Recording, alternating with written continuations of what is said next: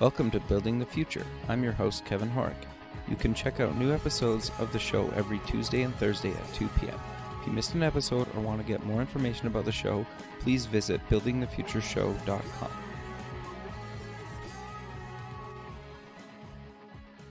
Welcome back to the show. Today we have Bobby Klinck. He's the principal at Klinck LLC, intellectual property attorneys for entrepreneurs and innovators. Bobby, welcome to the show. Thanks for having me. I'm happy to be here. Yeah, I'm excited to have you on the show. I think obviously what you're doing kind of on the kind of legal side of things, for especially kind of focusing and kind of specializing in entrepreneurs and innovators is obviously very kind of useful to kind of the audience. But maybe before we kind of get into that, let's get to know you a little bit better and start off with where you grew up.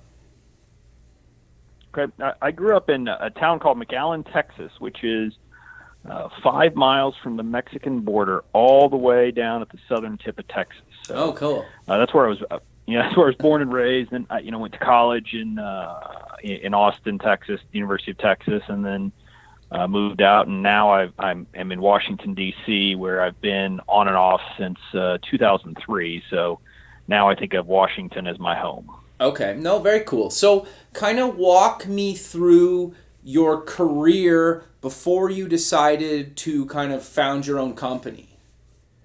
Okay. So I after graduating from law school, I had the opportunity to work for a federal court of appeals judge in Little Rock, Arkansas, which is a great opportunity to kind of get to see how judges think and operate. And so I did that for a year. Sure. Then after that, I moved to Washington. That's when I came to D.C. in the first place, and joined a very big law firm. I don't know exactly, but probably one of the 10 biggest law firms in the country, if not the world. Interesting. Had a big corporate feel. I was essentially just an employee of a corporation at that point, even though it was a law firm. Sure. So I did that and was working on just kind of hodgepodge, what I would call commercial disputes. So if one company was suing another company about money, I could have been involved in it. Just, Gotcha. No real kind of area of specialization. So I did that for a while. And then from there, I transitioned to a slightly, a smaller firm, a firm of about 50 or 60 lawyers here in DC, but that did very much the same kind of work and was a very established firm.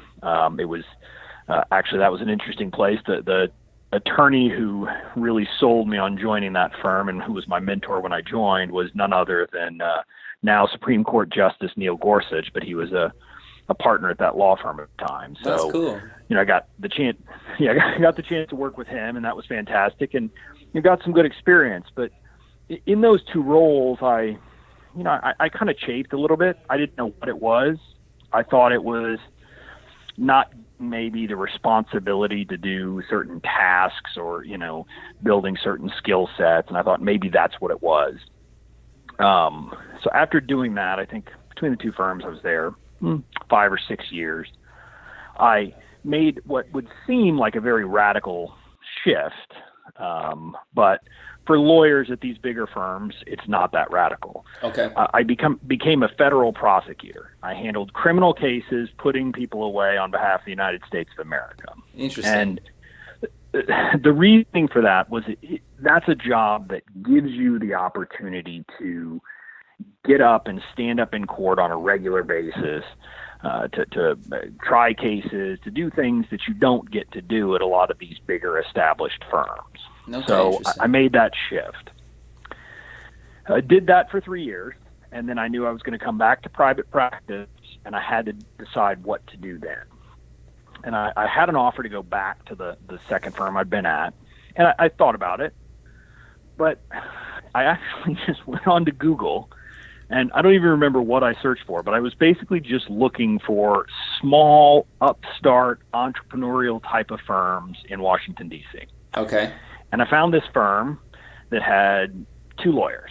And looking at what they did, it was amazing. They were handling the kinds of cases that much bigger firms would normally handle. And so on a lark, I sent them an email, and then I started doing some kind of digging through my contacts and discovered that someone I knew and had worked with had gone to law school with one of them. So kind of talked and got a sense of, hey, are these good people? And, heard good things. So I ended up joining them. They wanted to have me, and I joined them and spent some time there. That's ironically where I first was introduced to intellectual property work. Interesting. Just by happenstance. They had a case. They didn't really know it. They didn't really know anything about patent law or intellectual property, but a case had fallen in their lap, and it was really starting up when I joined the firm. And so they kind of handed it to me and said, here, why don't you handle this? And so I ran with it and fell in love. And that was, it's, 7 years ago, I guess, or 7 or 8 years ago now. Sure. And have been in love with intellectual property ever since. Ultimately, I started my own firm just when, with those two guys, it got to a point, my wife got pregnant. We were trying to figure out how to make me a true partner in the firm, and we just couldn't come to numbers that we could all agree to. Okay. And so I decided to go on my own, and I've done that. And now I'm pretty much, I am. I'm an intellectual property lawyer. That's what I spend all my time doing, and ironically, they now spend very little time doing that. So it's worked out to the best. Sure. So for people that don't maybe understand what exactly intellectual property is, do you maybe want to kind of give a good kind of layman's kind of introduction or kind of explanation about that? Yeah, I'd love to. So I start by giving kind of a broad definition that, many lawyers would cringe at because it's definitely not something that you would find in a dictionary. But sure, I like to think of intellectual property as anything that you can own, that you can't hold in your hand, and that isn't a piece of dirt. Okay. Basically. So it's anything that's kind of intangible. And there are, I think most people think of 4 big areas, and then I like to add kind of a 5th little area of intellectual property. So the first big area is patent law. Most people have heard about that. That has to do with inventions, and you have to go through a long process of getting a patent from the United States or whatever country you're in. And if you get it, it then gives you the exclusive right to make, use, sell, or offer to sell that product or service. It's the most known. It's also the area I think that, quite honestly, many entrepreneurs spend way too much time thinking about because probably 95% or more of all patents never result in a single dime sure. of revenue for their owners. So, but it's a big area. You need to think about it. The next area is trademark, and service mark is related, but that is any word, picture, or anything like that designates the source of a good or service. And here, source means the company or person that provides it. So it's branding is what it is. So okay. I'll use Nike as an example. So the word Nike, it's a registered trademark for the name. The swoosh is a mark that is registered trademark. And then Just Do It is a slogan. Again, a registered trademark. So all of those, you see that as a consumer and you immediately know that is associated with the company Nike. So right. Those are all trademarks. The next area is copyright. I think most people have a general idea of what copyright is. You think of books, you think of movies, you think of songs. They're all protected by copyright law. Here in the States, any creative work effectively is protected by copyright. You get it automatically when you put it in fixed form. So if you're a musician and you write down the music to a song, as soon as you write it down, you get copyright protection in it. If you record it, the minute you record it, you get copyright protection in it. So that's an area for entrepreneurs. A lot of entrepreneurs might say, oh, well, I don't make movies. I don't, make music, but you probably do. If you're online, you probably have white papers or free resources. You might have a blog, or any of that stuff falls in the realm of copyright, and you get protection for it there. Interesting. Okay. The last major area is trade secret law, and a trade secret is anything that has commercial value that's not generally known and that you take reasonable steps to keep confidential. So classic examples are recipes. So the Coca-Cola formula and the Kentucky Fried Chicken spice recipe are what you would hear as kind of the classic examples of it. But it's a lot broader than that. Your customer list, your CRM database, all of that, if you protect it, is protected as a trade secret.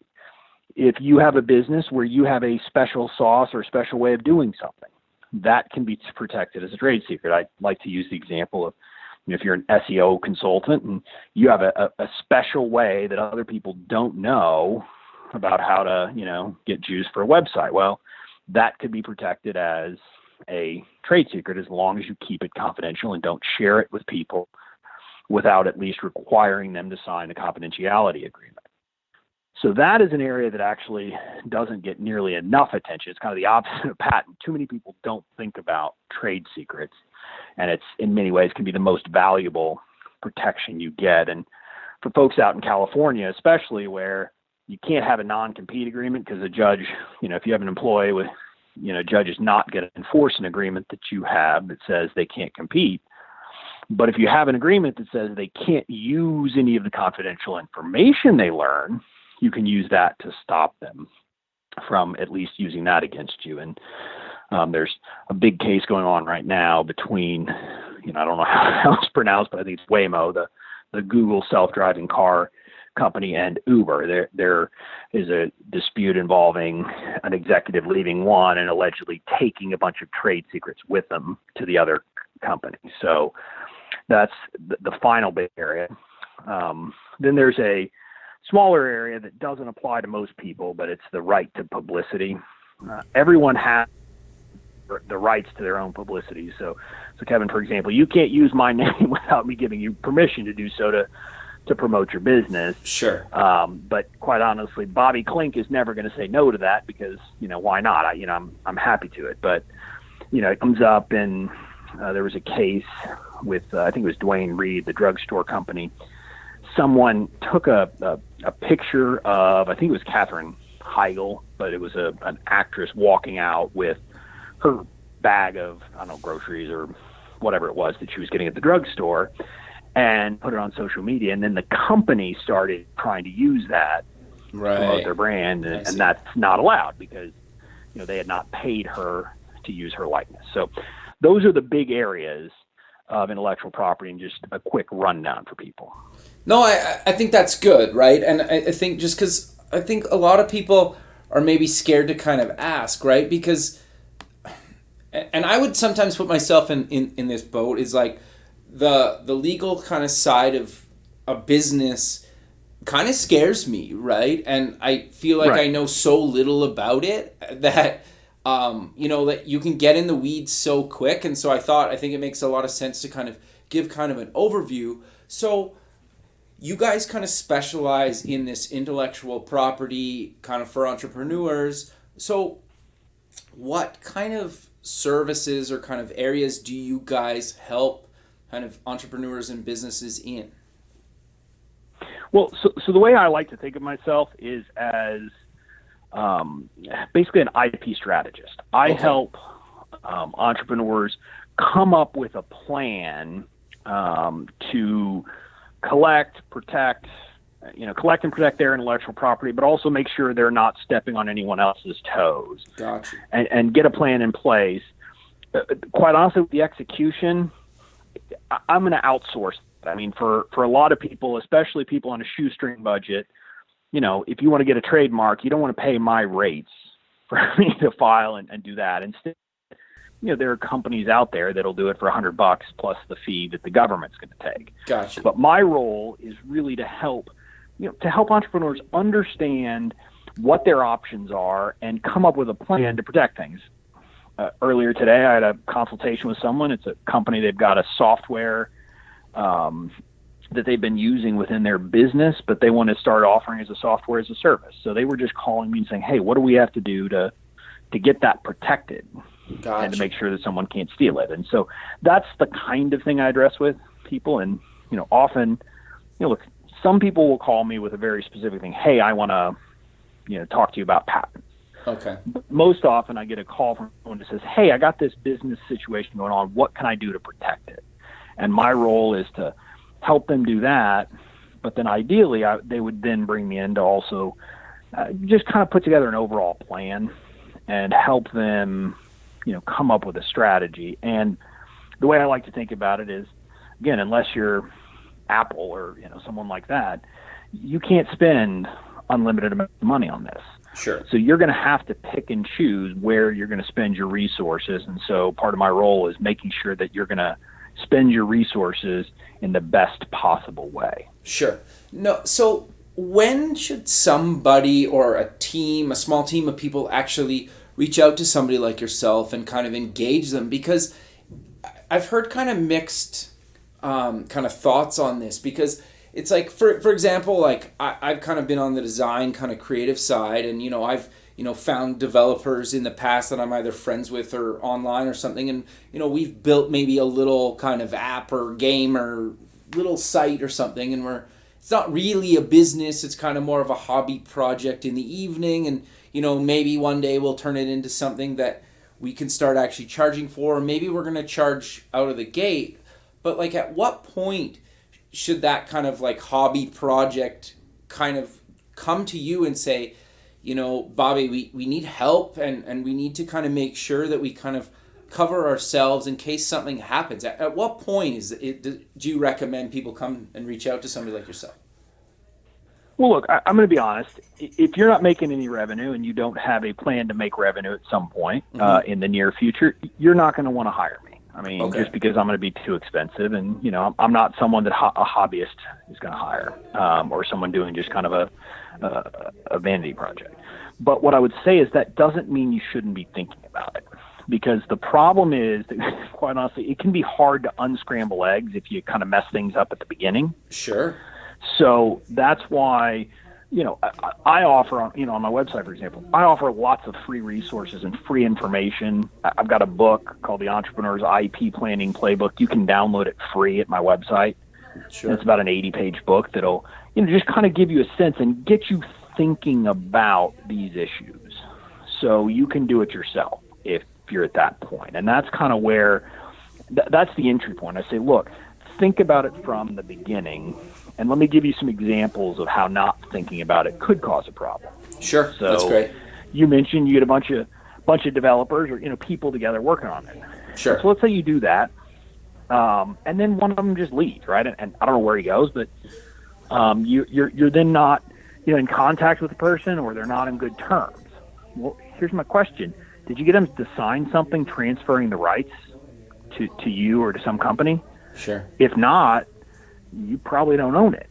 You might not, but they could cause some real problems for you. Yeah, or you own half and they own half or something, right? Right. Yeah. Or, and it's just, you can have all kinds of the issues like that come up, and, trying to chase someone down 6 years from now is going to be much harder. Whereas if you just took the basic steps, and again, if you'd read my book, you would have known, hey, everybody needs to sign something transferring this, and you would have that in place. Sure. As part of your plan. And so you would do those kinds of things right. Similarly, here's another example. One of the big mistakes I see people make has to do with trademarks. Okay. And it's not in, some people think that when I say that, I'm going to say because they didn't file and register a trademark. But that's not the mistake. The mistake is they spend a lot of time coming up with a perfect brand name for themselves, or product name, or whatever. Sure. They, brainstorm, spitball, A/B test it, do all of these things.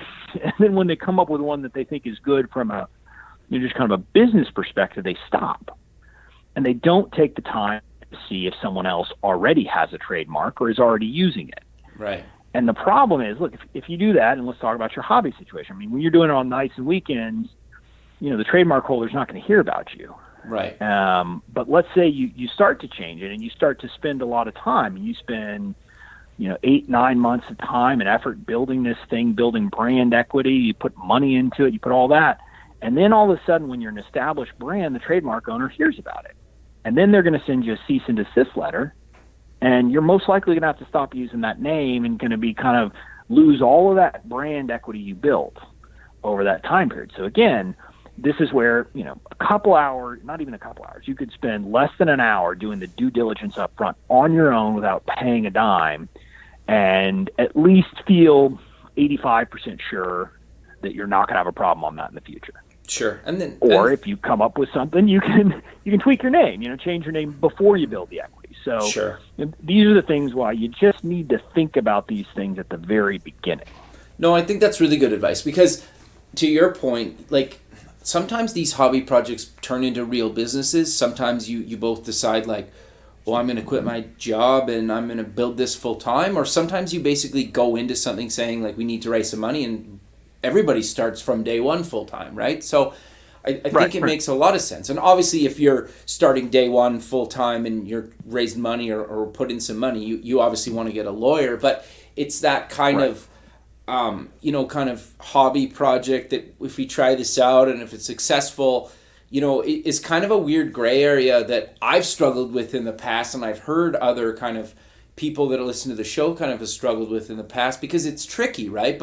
So partly why I really wanted to have you on the show is because you have these kind of free resources and books that you're giving away for free, and people can obviously buy them as well from Amazon and whatnot. But you also have kind of an academy, an IP academy, where you're kind of having courses and actual resources that people can, start learning and play with online for free. So do you maybe want to kind of dive a bit deeper into the other kind of free resources that you're offering online on your website?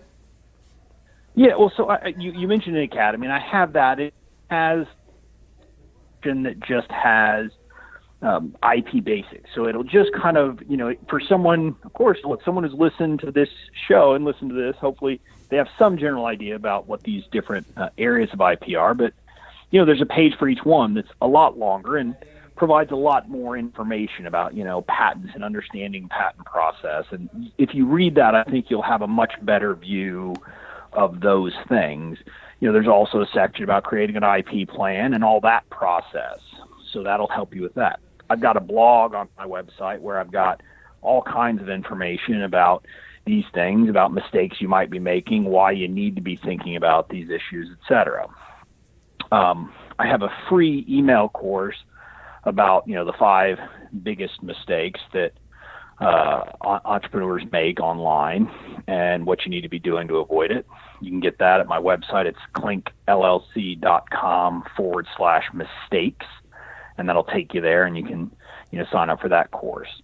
I'm also developing a paid course, which, is a bit much for someone who's a hobbyist. It's going to be a very in-depth course with all kinds of, it'll have information you need on pretty much all the major areas that are going to affect online entrepreneurs, at least, and template documents that you can use for all your contracts and all of those types of things. It's going to be priced just under $2,000. But so if you're beyond kind of the hobbyist phase, but not yet to the point where you want to hire a lawyer like me who charges $400 to $500 an hour, sure, but want to get this stuff, that'll be launching. I'm going to run some beta testers through it in September.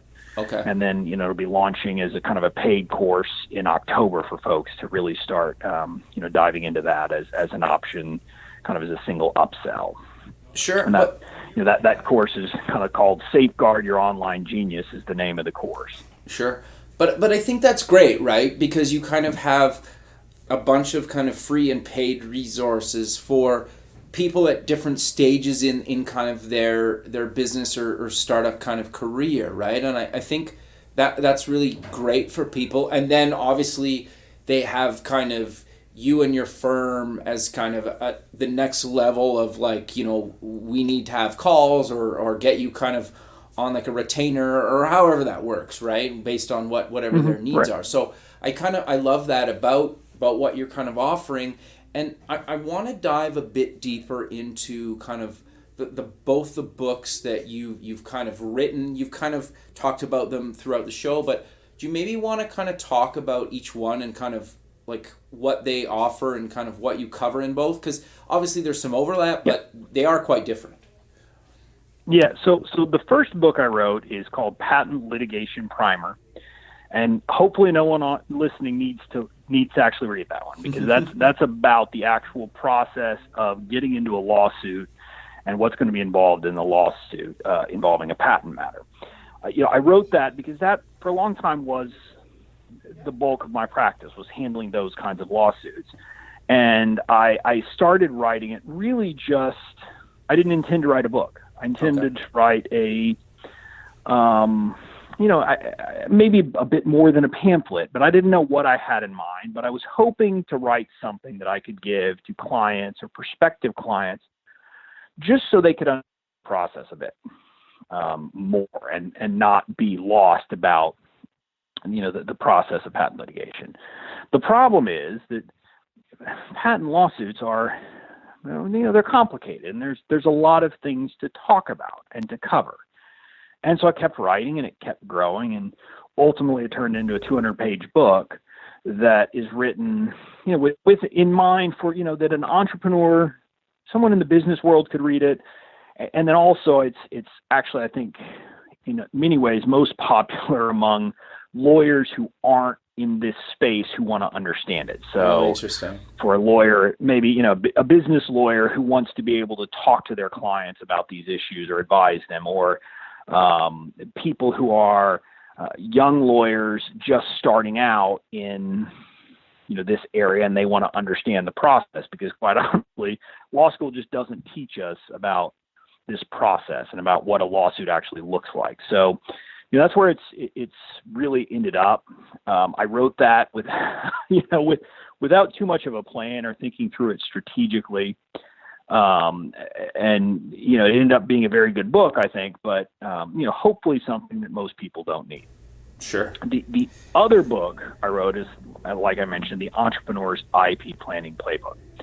And that one I very much wrote with entrepreneurs in mind, and with trying to say, what is something that I can give them, kind of the most valuable information that I can give them on this topic without overwhelming them, right? Because I didn't want to write a 700-page book that, an entrepreneur person could say, I don't have time for this, and throw it away. So the idea was to give a very quick overview of the areas of intellectual property, convince people that they need to be thinking about it, and then walk them through essentially the basic process of creating an IP plan.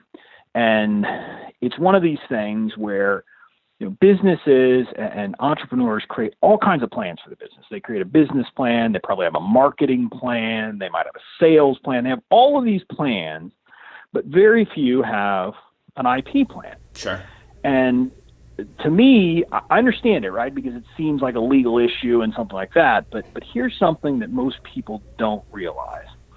By most estimates today, when you look out today, people estimate that for a typical U.S. company, 80% of their value is from their intellectual property. Interesting. And if you're a startup, if you're in the online space, et cetera, it's probably higher, right? Because you're not someone who has a big factory somewhere. You're not someone who has a bunch of equipment, probably, maybe some, but most of what you have and what you offer is your brand, your know-how, and other related aspects of your intellectual property. For me, for my business, 90 to 95% of the value of my business is my intellectual property. There's no question about that. Sure. And so it's one of these things that, given that, I think having a plan and a strategy is hugely important. So I wanted to create a resource that would let entrepreneurs understand the process of what they need to be doing, and give them a guide to creating one of these plans for themselves. And so that's what that book does. It kind of walks you through the process. There's website links in there where you can kind of download some resources as well to get a little bit. There's some forms that you can get, et cetera, that go with the book and will help you along the process. Sure. So I'm curious. Obviously, people can go to your website or go to Amazon and actually buy the thing. And both books are actually like under $10, and one of them I think was like $3 or something. And then you're also giving like a copy away as a PDF version. What was their rationale behind like kind of basically giving it away, right? And or making it so cheap that basically anybody could afford it, right? Kind of globally. Well, what it comes down to is I never thought I was going to get rich selling books about intellectual property. Okay. If that was my business plan, it was never going to work. I mean, it's just not the case. So I do it because I've taken cues from the online entrepreneurs out there who have adopted this method of, hey, you provide the information to people for free, and a lot of people will take it, use that information, and get what they need out of it. Sure. But there will be 1 in 10 people who get the information and say, you know what, I'd rather just not do this myself. I'd rather hire someone to do it. And so, look, if they read my book and then decide, well, yeah, this needs to be done and I need to hire somebody, well, who do you think the first person they're going to call is going to be? It's going to be me. So I'll be honest. I mean, I'm doing it purely, as a, capitalist who wants to, ultimately make money. Sure. But at the same time, I wanted to create resources that people actually could use to do it themselves if they can't afford me. Sure. I mean, my goal, and I'm still building out all the other resources, but my goal is that a year from today, I will have resources on my website that will basically allow people, not just in creating a plan, but in understanding all of these issues and even having template documents that they can use. So kind of at any price point, meaning someone who, just wants to do it themselves, maybe buys a book at $20, when I get another book out that's a little bit more involved, or these books for free or next to free. Then maybe there's someone who wants to buy template forms from me for a little bit more, but still something, under $100 for most of these forms, Sure. even for form packs. Then kind of go up and, I'll have some paid courses that are a little bit more expensive, but again, that are accessible. My view is, lawyers are really bad about trying to keep law away from people and keep it as this secret thing. And I don't think that's fair, and I don't think it's right. And so I'm kind of trying to democratize it and, provide my service when people really need it. But in most cases, you don't need me one-on-one. You need the information I have in my brain and kind of a plan on how to implement it for yourself, and you can do it. Sure, so that's the thinking. But I think that's actually like really good advice, and I love people like yourself that are playing in an industry or working in an industry that, and I don't mean this mean, that like aren't really known for being kind of innovative in the space, right? Whether it's using technology or kind of adopting some of these kind of freemium or free models where you kind of give away a bunch of free content in hopes that you'll convert a certain percentage. I love that, right? And I think to your point a few minutes ago about kind of creating different things for different types of people that are free, nearly free, inexpensive, to kind of even a course for a couple $1,000s when you're looking at in the legal space is pretty insignificant, right? That's not a lot of money to spend on kind of what you're offering, right? But where I've had kind of other people or kind of I've known other kind of people in the legal space that are like, well, I'm not giving anything away for free, even like a quick advice on something. And you're like, well, then you're probably, you may or may not last in this industry. Or, so I love that kind of forward thinking that you bring to this. Right. Well, it's as you mentioned, that people, I'm in an industry that's not exactly known for being forward thinking. I like to think about, because my marketing model is completely different than pretty much any other, not any other lawyers, but it's not a lawyer's marketing model, the freemium, but also look, I mean, lawyers aren't coming on your podcast, aren't, doing a lot of things I'm doing. And I like to joke that for a long time, I marketed like a lawyer, and to a lawyer, marketing means, well, I'm going to write articles for journals and magazines that are read by other lawyers. I'm going to go to meetings with other lawyers. I'm going to participate in my bar association with other lawyers. And at some point I said, this is insane. These aren't my clients. Why would I do that? I need to talk to my clients, not my competitors. But you're right. I mean, lawyers are not known for being innovative. There are some in every space. I mean, there's a guy down, I think he's in North Carolina, Lee Rosen. He actually started with just like a family law firm and kind of did the same kind of thing, built a lot of resources to help educate people about divorce and all of these things, and has kind of expanded out since then. But I like to take the model from people outside the law and try to be useful and be valuable for people. But I also think that's really good advice for people that are outside or in really any space. It's like it's great to network with kind of your own kind, but if you really want to kind of market, you need to market to where your customer base is, right? And I love the fact that you're doing that, right? And to your point, like it is kind of hard sometimes to kind of get lawyers on even my show, and I've had a couple in the past that kind of play in different spaces, but generally they're like not interested, and you're like, well, but like people really need this stuff, right? Like it's super important. Right. So I appreciate you doing it, but I'm kind of curious to get back into some of the other things that you kind of maybe potentially do that we haven't really covered yet. We've covered a lot, but I kind of just want to maybe close the show with kind of mentioning anything else that you and your company kind of help with that people could reach out to you for.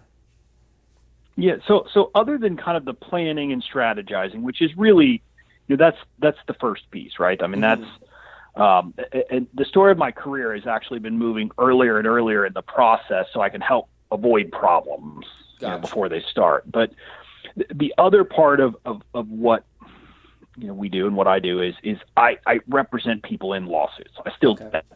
It's going to happen. And my focus is obviously on intellectual property.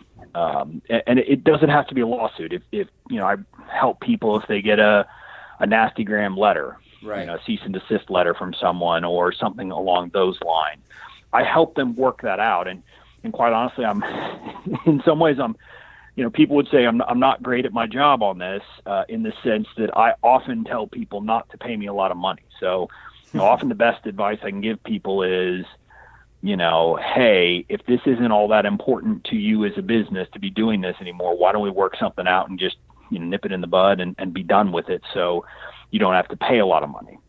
Sure. Because candidly, lawsuits are expensive. I mean, just to give you a sense, you're in the six figures if you're in an intellectual property lawsuit. Got you. Just without question, it's going to be over $100,000.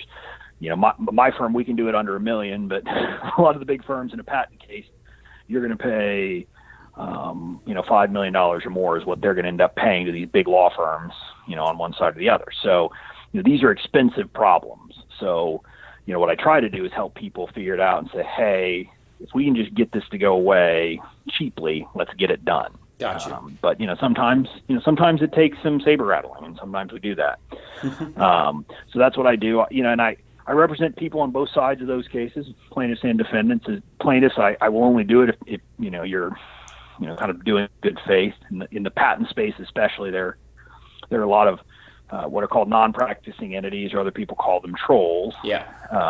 And I don't mind if you're not practicing it, but we're going to be legitimate about it. We're going to be good faith, and we're not going to make ridiculous claims to try to shake people down. I won't do that. Other people will. I refuse to do it. It's kind of against, I guess, what I was raised with, just as a general matter. Sure. But if people have a legitimate claim, I will represent them.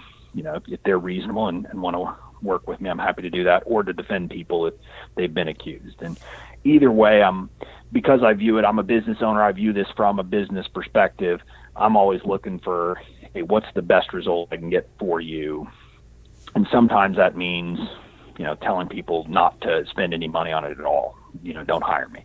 Gotcha. So I'm one of those lawyers who will often tell people, don't hire me. Doesn't make sense. So, but that's, other than the planning, that's the other big part of my business. And like I said, soon I'll have the course. I'll have kind of the things that are, the more, I don't want to say automated, but, the more kind of scalable products that I'm going to have before long. And like I said, as part of this, there will be kind of form packs. So if people want to buy like confidentiality agreements and things like that they then customize themselves, those should be, I'm going to have those probably available within 2 months. I'll have a bunch of packs of those for people just who want to get those particularized to the IP space. Sure. Well, Bobby, we're coming to the end of the show, so let's close with where people can find you online and get all these kind of resources that you've talked about throughout the show. Okay. Yeah, so my website is KlinckLLC.com, and that's Klinck, KLINCK LLC.com. So from the website itself, you can see a lot of things. You can book a 30-minute consultation with me. You can literally just buttons a bunch of places. You get to open up my calendar and pick a time, and we can set it up.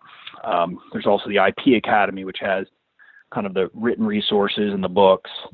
There's the blog there. The one thing that, again, I mentioned earlier, there's no navigation to it, is the KlinckLLC.com/mistakes. I'm on social media. I'm most active on Twitter. I'm at Bobby Klinck there. I actually tweet some about law, but a lot about business, marketing, and those types of things, platform building, a lot of things that I'm doing and that I think are actually interesting to other entrepreneurs, the things that I kind of struggle with that I think other entrepreneurs do as well. So that's what I do on Twitter, and I'm always happy to chat with people there or on my website. Perfect. Well, I really appreciate you taking the time out of your day to be on the show, and I look forward to keeping in touch with you, and have a good rest of your day. Great. You too. It was my pleasure. Thanks, man. Okay, bye.